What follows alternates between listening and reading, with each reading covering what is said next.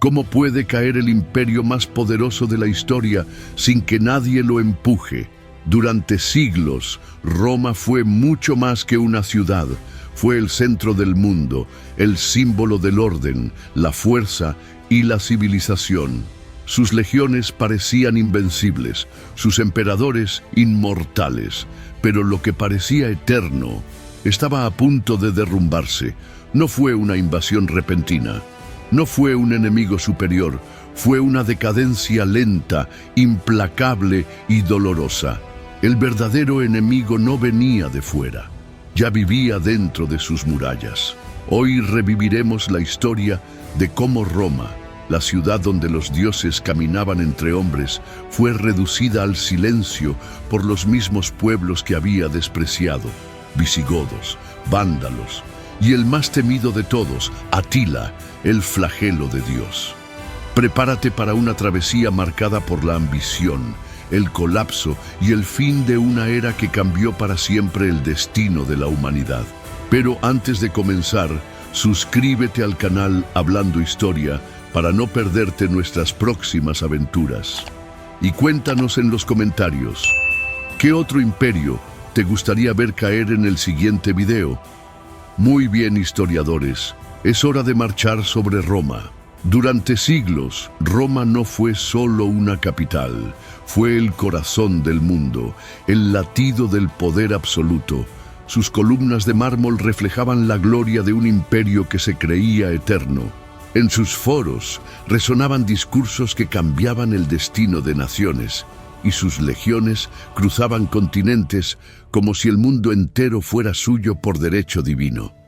Roma era invencible, Roma era inmortal. Pero esta no es una historia de gloria, es una historia de caída. Imagina caminar por esas calles adoquinadas, rodeado de templos dedicados a Júpiter, Marte y Venus. Imagina sentir el poder de una civilización que controlaba desde las frías islas de Britania hasta las ardientes arenas de Egipto. En el Coliseo, el rugido del pueblo se alzaba mientras gladiadores derramaban sangre por honor, mientras el Senado debatía con la arrogancia de quienes creen que jamás serán derrotados. Y sin embargo, ese mismo mármol que adornaba los templos pronto sería quebrado. Las estatuas de emperadores, antes tratadas como semidioses, yacerían destruidas en el polvo. Y la ciudad que había enseñado al mundo el significado de imperium, se arrodillaría ante los mismos que antes llamaba salvajes. Porque Roma no cayó de un día para otro. Su desmoronamiento fue un eco que se arrastró durante generaciones, una herida abierta que jamás cicatrizó. Y en el centro de todo, la ciudad eterna, testigo del apogeo y víctima de su propia arrogancia. No habrá héroes claros ni villanos simples, solo una civilización que voló tan alto que olvidó cómo mantener los pies en la tierra.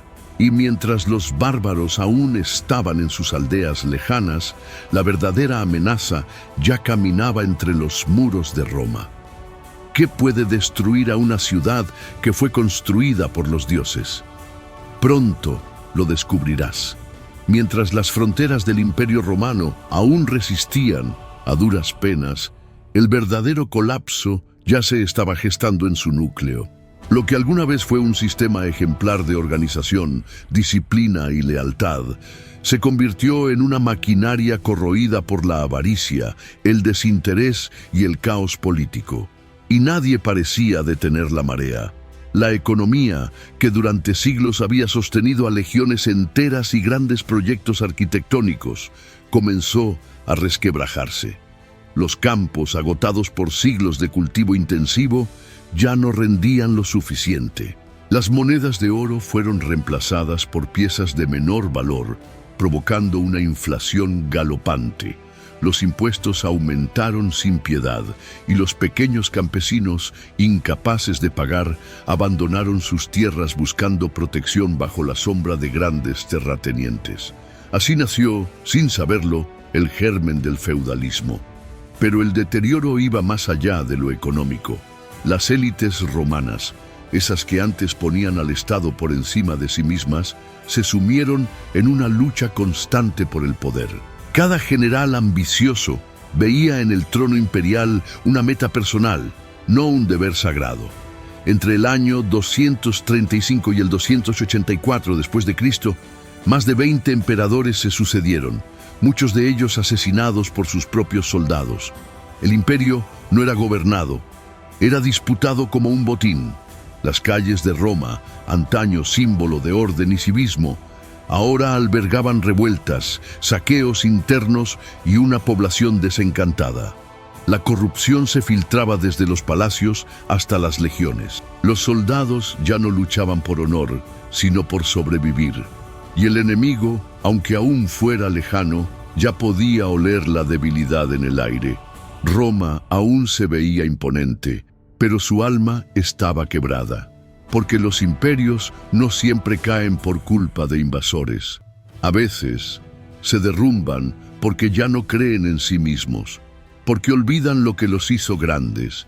Y mientras las murallas seguían en pie, el verdadero colapso ya había comenzado. Y si te dijeran que los mismos hombres que un día juraron proteger a Roma serían los que abrirían las puertas a su destrucción. Por siglos, las legiones romanas fueron la encarnación del orden, del poder y del orgullo imperial. Pero con el paso del tiempo, mantener ese ejército colosal se volvió una carga insostenible. Las crisis internas, la falta de recursos y el desinterés de los ciudadanos por servir en el ejército forzaron a Roma a tomar una decisión desesperada: contratar a sus antiguos enemigos como defensores del imperio. Así fue como los visigodos, vándalos, suevos y otros pueblos germánicos cruzaron las fronteras, no como invasores, sino como aliados. Se les ofreció tierra, comida y un lugar dentro del imperio a cambio de su espada. Algunos llegaron con familias, otros con historias de hambre y persecución. Lo que Roma veía como una solución práctica se convertiría pronto en un error fatal. El término bárbaro fue una etiqueta romana para describir a todo aquel que no vivía bajo sus leyes. Pero muchos de estos pueblos tenían culturas complejas, estructuras de poder y valores profundamente arraigados. No eran salvajes, eran supervivientes, porque aquellos a quienes llamaban bárbaros no olvidaban. No olvidaban las veces que Roma había destruido sus aldeas. No olvidaban los impuestos, las traiciones, las masacres. Y aunque muchos de ellos intentaron integrarse, aprendiendo el latín, vistiendo la toga, adorando a los dioses romanos, siempre fueron vistos como extranjeros, como una amenaza silenciosa. Los visigodos, en particular, vivieron esa contradicción de forma brutal. Tratados con desprecio por los burócratas romanos, empujados al hambre y humillados, decidieron que si no podían ser parte del imperio, entonces lo destruirían desde dentro. Su líder, Alarico, no era un salvaje, era un estratega, y sabía que Roma, aunque aún se alzaba sobre 7 colinas, estaba más vulnerable que nunca. Las fronteras ya no significaban nada, porque el enemigo ya no marchaba desde el norte. El enemigo estaba dentro de los campamentos romanos, comandando sus tropas, aprendiendo sus estrategias, esperando el momento justo. Y cuando llegó ese momento, no necesitaron escalar murallas, solo tuvieron que dejar de obedecer. En las vastas estepas del este, donde el viento silba entre los huesos de antiguos guerreros, surgió una figura envuelta en leyenda y miedo: Atila, el flagelo de Dios. No era romano, no era visigodo ni vándalo, era uno, y su nombre, en boca de emperadores y campesinos por igual, se pronunciaba con un temblor casi religioso. A diferencia de los pueblos germánicos que buscaban tierras dentro del imperio, los hunos no querían formar parte de Roma. Querían someterla. Su objetivo no era la integración, sino la devastación. Donde cabalgaban los hunos no quedaba nada. Ciudades enteras desaparecían del mapa.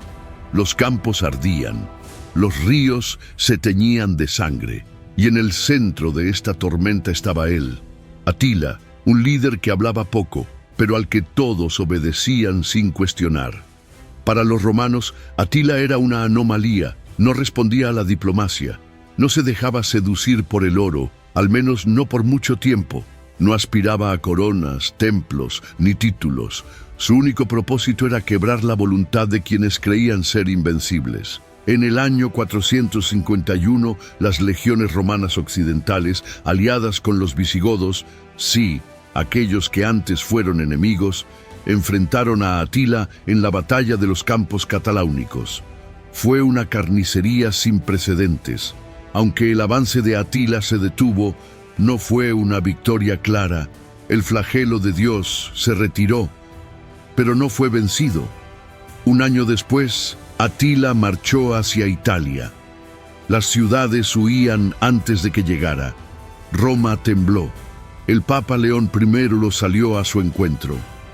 Nadie sabe con certeza qué se dijeron. Lo que sí se sabe es que Atila dio media vuelta. No saqueó Roma, no destruyó el corazón del imperio.